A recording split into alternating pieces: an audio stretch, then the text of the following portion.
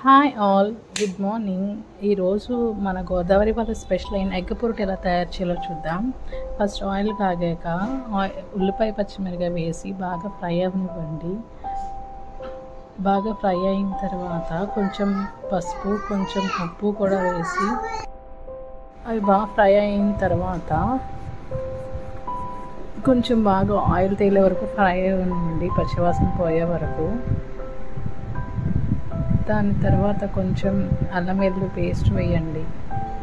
ఇది కూడా కొంచెం ఫ్రై అవ్వనివ్వండి. ఇందులో కొంచెం తక్కువ వాటర్ వేస్తాం కాబట్టి కొంచెం ఇవి బాగా ఆయిల్ ఫ్రై అయితే బాగుంటుంది. దాని తర్వాత కొంచెం కారం, కొంచెం గరం మసాలా పౌడర్, కొంచెం ధనియా పౌడర్, కొంచెం జీరా పౌడర్ కూడా వేసి బాగా కలిపి ఫ్రై అవ్వనివ్వండి. కొంచెం ఆయిల్ తేలే వరకు ఫ్రై అవనిస్తే బాగుంటుంది.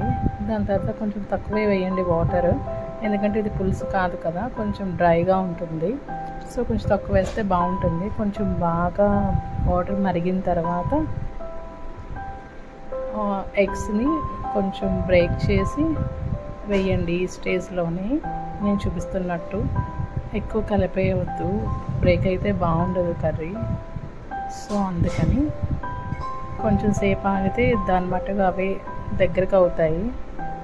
అప్పుడు మనం దాన్ని కట్ చేసుకొని టర్న్ చేయొచ్చు. సో ఇలా వేగిన తర్వాత ఇలా అవుతుంది. దీన్ని మనం నెమ్మదిగా వెనక్కి టర్న్ చేసుకుంటే సరిపోతుంది. మన ఎగ్ పొరుటు రెడీ. నెక్స్ట్ మన రాగి సంగటి ఎలా తయారు చేయాలో చూద్దాం. దీంట్లో కొంచెం రైస్, 1 గ్లాస్ ఆఫ్